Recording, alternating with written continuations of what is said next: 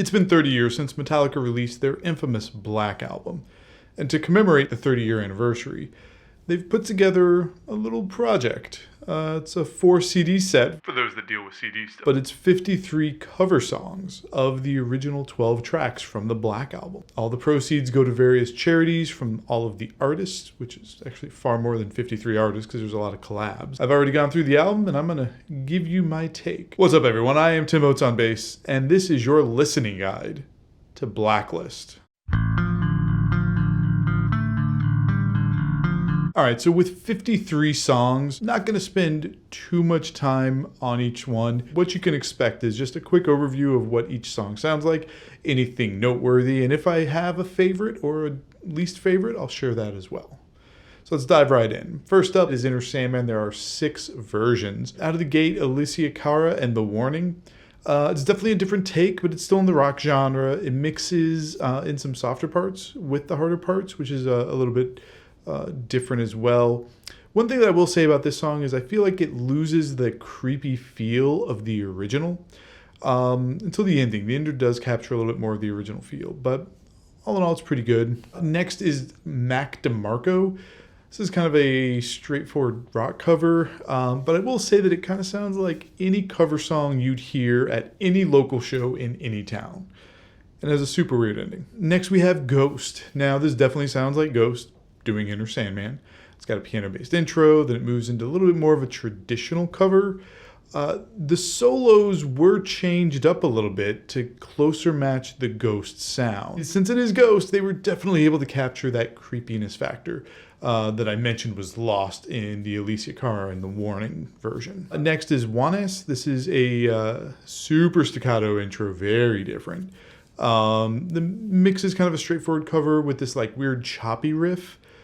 So it's familiar but still unique. The last two are actually my number 1 and my least favorite. First is Rina Sawayama. Now this one hits hard out of the gate. It's a very true cover. It has a little bit of an industrial flair though that makes it actually a little bit heavier. I thought the vocals were absolutely fantastic. Hands down my favorite version of these covers. And the last one, definitely my least favorite, and this is Weezer. I felt like it kind of started out sounding thin. It filled up a little bit, but Rivers just doesn't have the vocals to match. Rivers' vocals are great for Weezer songs, for other songs that they've covered, like Toto. But it did not match. The solo was changed. I didn't like that at all. Then there was like this weird little Buddy Holly reference thrown in there, which I just didn't get into. I did not like the Weezer version at all. I'm very sorry if you dug it. But let's move right into Sad But True. That is the next one. There are 7 versions of this song. This one, I will say, of the tracks that have a lot of versions, because there are a few tracks that only have, a couple. But of the ones that have a lot of versions, this one I think is the strongest, where all of them, for the most part, play really well. First one up is Sam Fender. This is a piano-based. It's kind of more like a ballad.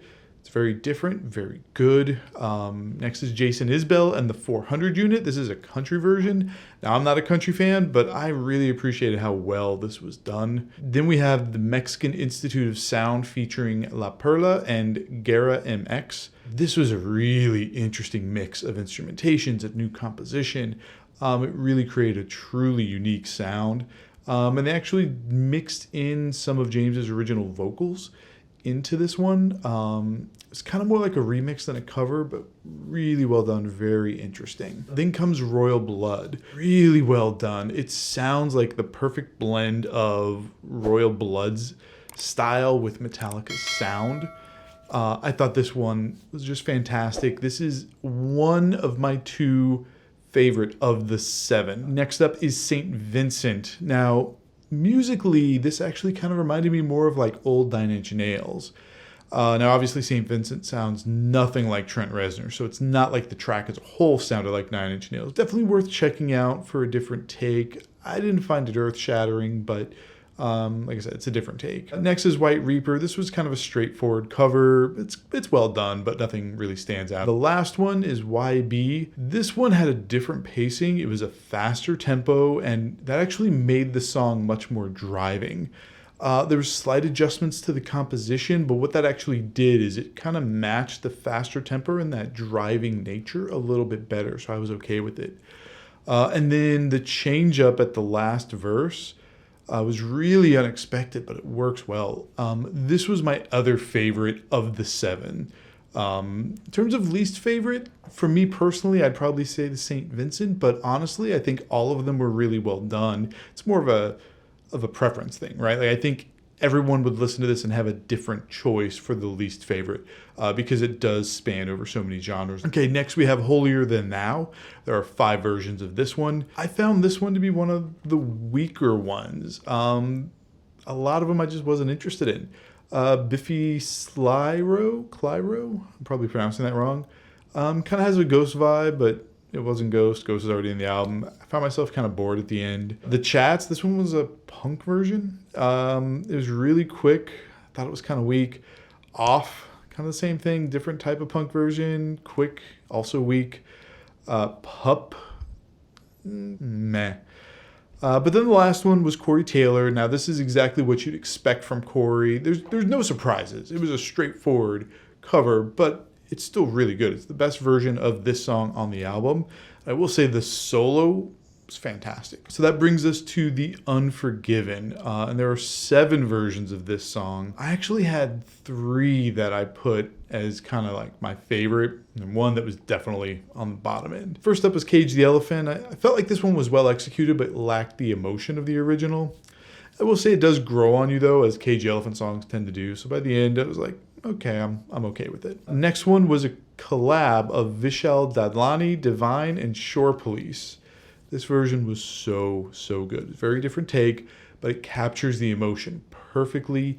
And the thing I love is this is a compilation, and you can really hear the different artists' styles as they move through the song.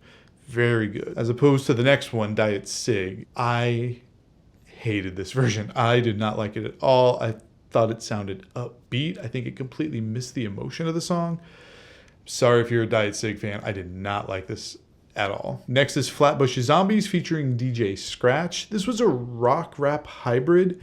Felt it still captured the emotion. The rhymes that were added in seemed to match the theme of the song. I didn't find it bad at all. I thought it was pretty good. Just a different take. So this is one where if you're into this style, you probably will have a greater affinity for it. The next one, I know I'm not going to pronounce this right. So Ha Ash. That's what I'm going with.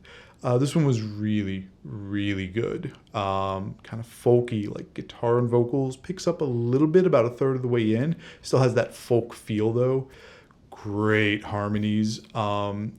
In the back half of it switches to Spanish, and that works perfectly. I absolutely love this version. I thought it was so good. And the next one by Jose Madero, I thought was another great version. It was a piano-centric song, but just extremely well done. Sounded amazing. And then the last take of The Unforgiven is by Moses Sumney. This was a really interesting cover. It kind of sounded like a fretless bass was the main instrument, which is very different. Had a very interesting take on vocals and how those were done. It still worked, but just different. I thought this one was really interesting. Let's move on to Wherever I May Roam. There's 4 versions. The first is by J Balvin. This one seemed more like a song that sampled Wherever I May Roam. Admittedly, I didn't understand the lyrics. It was still catchy. Next is Chase and Status featuring Backroad G. This is a very cool hip-hop version. It used the original lyrics, but it applied them in a style that was more like hip-hop. I thought it worked really well with the music. I did enjoy this one. Next is the Neptunes. This one was really a remix. In fact, I think it was kind of credited as such when you actually look at the way that it's listed out. It's good, just a remix. You know, if you're into the style, you'll like it. If you're not, you won't. And then the last one is John Party. And this was a country, I'll call it a country rock version. It was really good. I was kind of amazed at how well the country aspects played with the song. Hands down, this is the best version of Wherever I May Roam on this album. Next, we're going to move on to Don't Tread on Me. The first version is by Sebastian, I think is how it's pronounced, the way it's spelled, or maybe Sebastian, I don't know. This one's actually listed as Don't Tread on Else Matters, and it's, again, more of a remix than a cover. It's basically two parts. You got the Don't Tread on Me part, the Nothing Else Matters part. I thought the Don't Tread on Me part was not particularly good.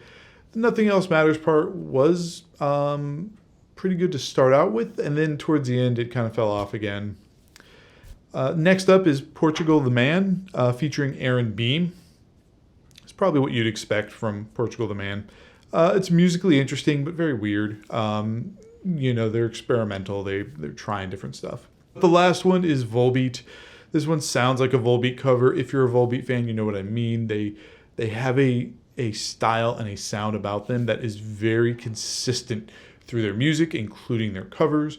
Very well done, very good. But it is predictable. I will say it's predictable what you'd expect from Volbeat, but still, this is my favorite version of Don't Tread on Me on this album. All right, next we have Through the Never. There's only two versions here, and they're very different. First is The Hue.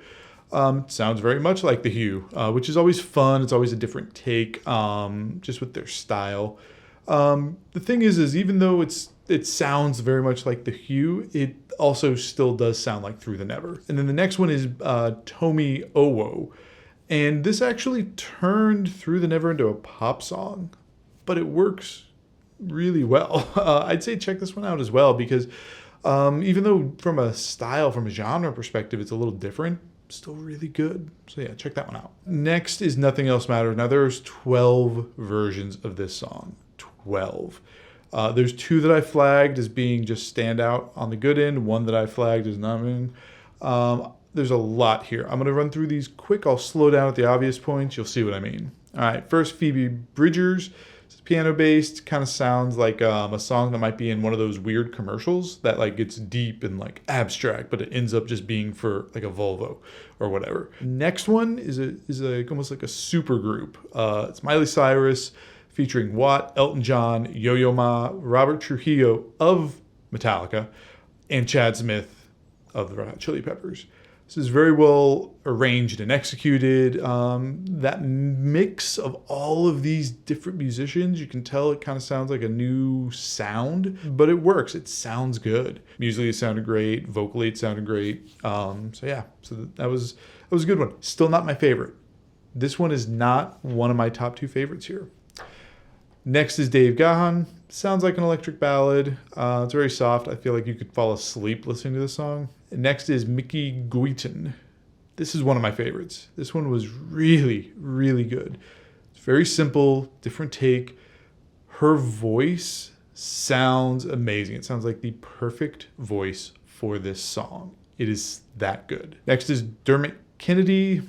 This one's short, unremarkable, piano-based. Next is Mon Laferte. I know I'm pronouncing that wrong. I'm sorry.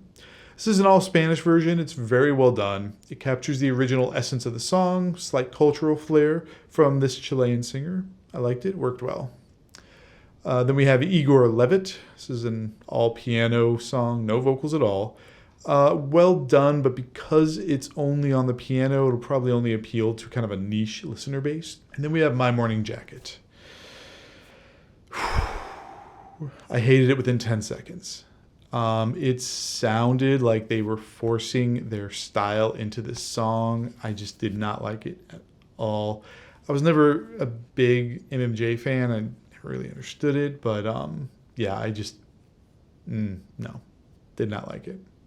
Moving on. PG Roxette. This is kind of a pop rock version. It's not bad. Style just doesn't appeal to me, but well done. And then Darius Rucker. This is my other top pick for the 12 versions of Nothing Else Matters. It's a very straightforward cover. Strings are incorporated heavily.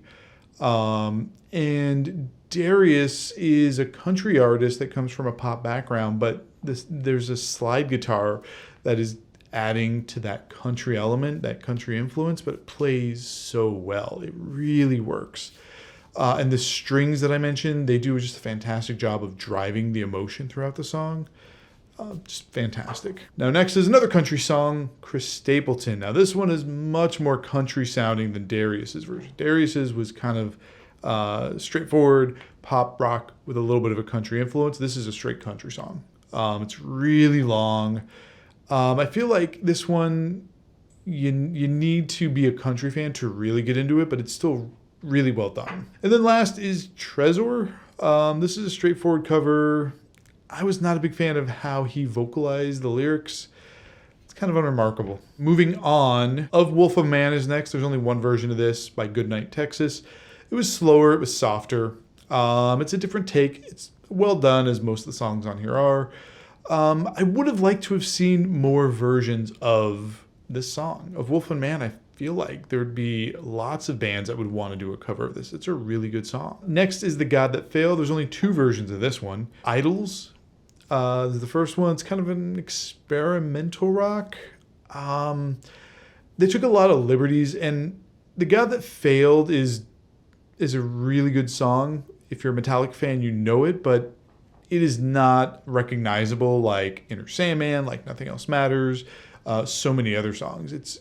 And the fact that it's not as recognizable as those, I just thought they took too many liberties with the song. If I didn't know that it was a Metallica song, if I didn't know what was going on and what I was listening for, I would have never guessed. It was just that, it felt like that much of a departure. Imelda May is the other one that did a cover of this. This was a really, really good cover. You could recognize that this was The God That Failed. It was still clearly in the style of Imelda May, but it did not lose the essence of the song. I thought that was really well done. All right, next is My Friend in Misery. There's three versions of this. First one is by Cherry Glazer with 2 R's. It's kind of an electro pop version, and if you're into this genre, you may like it. I did not find myself enjoying it at all. It's fine. Next is Isaiah. Probably mispronouncing that. This is another pop version, but this one is better. It's likely going to appeal to a larger audience. It is missing that iconic bass riff, though. It's one thing that I found myself missing. But the last one by Kamasi Washington, very, very, very cool. Jazzy approach. The sax solos are amazing. It's musically a huge departure, but the style it departs to makes complete sense.